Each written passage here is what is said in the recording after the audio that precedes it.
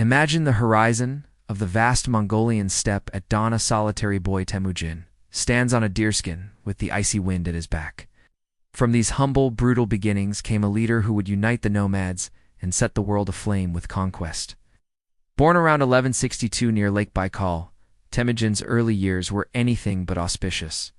When he was about 9, his father, Yasuge, leader of a minor Borjigin clan, was poisoned by rival Tatars.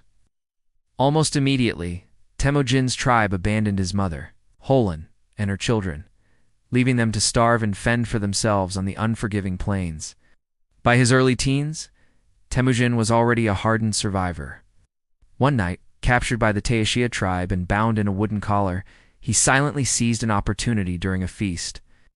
With fierce strength, he felled his guard and slipped into the darkness, free once more. On another occasion, 8 of the family's 9 horses were stolen. Chasing the thieves across the steppe, Temüjin met a young stranger, Boraku. Without hesitation, Boraku offered his own horse and swore fealty to Temüjin after the chase. Refusing any reward, these early episodes, escaped determination, and earning the loyalty of warriors marked the making of a leader. By his late teens, he had married Bert, the daughter of a neighboring chieftain, cementing an important alliance. Yet even this alliance was tested. In later years, Bert's kidnapping by the rival Merkit clan would draw Temüjin into his first united campaign of retribution, setting a precedent that loyalty and vengeance would define his rise. From chieftain to Genghis Khan, the turn of the century saw Temüjin turn clansman into kingmaker. By 1206, he had forged alliances and crushed rivals until nearly all Mongol tribes accepted his authority. In a great Kurultai assembly of warriors on the steppe, he was acclaimed Genghis Khan, Universal Khan of Mongolia. This title, loosely meaning Oceanic Sovereign, signaled that one man now unified the once fractious tribes under a single banner. Genghis Khan immediately reorganized his army and society. He broke up the old aristocracy and rewarded merit over noble birth. Promoting men of proven courage and skill to bind the empire, Genghis Khan also instituted a strict code of laws known as the Yassa. This was an oral butte sacred legal system that covered everything from inheritance to military discipline. Under the Yassa, no soldier could loot or kill without explicit orders. For example, Ru punished pillaging before command, and declared that once battle permission was given, soldiers must evenly divide the spoils with their officers by enforcing such discipline. He turned unpredictable nomads into a disciplined military state, capable of coordinated campaigns. Even mundane matters like inheritance were regulated. One law guaranteed that if a warrior died childless, his family would still inherit his wealth, preventing endless feuds over succession. Genghis Khan's governance went beyond warfare. He adopted the Uyghur writing system so that the Mongols could finally keep records and letters. Craftsmen, priests, and traders of all kinds were given tax exemptions, a sharp contrast to his contemporaries, so that skills and knowledge would flow into the empire. All faiths were generally tolerated: Buddhists, Muslims, Christians, and others lived under Mongol rule without forced conversion.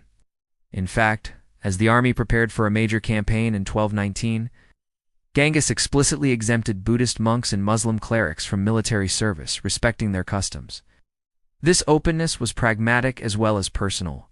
Tengri, the Mongol sky god, was often identified by Khan with every supreme god he encountered, whether he called it Allah, Tao, or Christus. With Mongolia behind him, Genghis Khan turned outward. He first attacked the powerful Jin dynasty in northern China. Between 1211 and 1215, Mongol horse-archers laid waste to great cities, eventually capturing the Jin capital of Zhongdu, modern Beijing. Chinese records count the carnage. By 1234, the population of North China had declined by roughly 2/3 due to these wars. Genghis himself took careful interest in siegecraft and recruited Chinese engineers, new technology, to smash walled cities that his nomads could not overrun by arrows alone. Next, he struck west. In 1218, a caravan of Mongol envoys and traders to the Khwarezm Empire Central Asia was ambushed, and some envoys were executed. Enraged, Genghis Khan began a retaliatory invasion in 1219. From Persia to Siberia, the Mongol armies swept like a storm. Cities that stood against them, Bukhara, Samarkand, and Merv, were utterly destroyed. The devastation was so great that satellite data today show a measurable drop in global carbon dioxide. Forests and grasses regrew on once farmed land, as whole civilizations were emptied by his war. These conquests stretched the Mongol realm from the Pacific Ocean to the Caspian Sea. He sent detachments even into Eastern Europe. In 1223, Mongol raiders led by generals Subutai and Gebe clashed with Rus princes at the Battle of the Kalka River, a shock that told Europe anew. Terror had come from the east, even though Genghis himself remained in Asia. Meanwhile, in 1221, he divided his forces. One wing laid waste to Persia and Iraq, and another pursued the Shah into India before turning back. All told, within a decade, Genghis Khan had fused Central Asia, China, and the Middle East under Mongol rule. These conquests won Genghis a fearsome reputation. Chroniclers of the time, from Persian historians to the English monk Matthew Paris, marveled and often recoiled. One European writer even likened the Mongols to devils pouring out from Tartarus. Cities that resisted were often annihilated, their survivors hunted down. These acts of terror became a grim strategy, convincing many others to surrender without a fight. Yet Khan's rule was far from anarchic savagery. His Yassa enforced order even on conquerors. A soldier who robbed before obtaining permission could be executed by his own commander. If a town surrendered, its people were treated well to encourage further compliance, a practice Genghis insisted upon, even instructing his successors to treat with kindness and goodwill every man who submits. Above all, he upheld a simple maxim of trust: if you change at noon what you said in the morning, such a man's word won't be believed, a proverb reflecting the Khan's insistence on keeping oaths and declarations once made. In practice, Genghis blended brutality with shrewd policy, which forbade the killing of artisans, clergymen, and doctors, wanting skills over slaughter. Religious sanctuaries were generally spared. Buddhist temples, Christian monasteries, and Muslim mosques usually went untouched, since he believed each faith had its own truth. In the Mongol capital of Karakorum, he even built shrines to different religions side by side. Conquered scientists and craftsmen were often spared slavery. Indeed, Chinese engineers and Persian astronomers found roles in his courts. All the while, mounted herdsmen turned tax collectors and road builders created a new era of trade. Under his protection, the Silk Road revived caravans could travel safely from China to Baghdad. As one modern scholar notes, the empire became a remarkable period of cultural exchange for medicine, astronomy, and agriculture.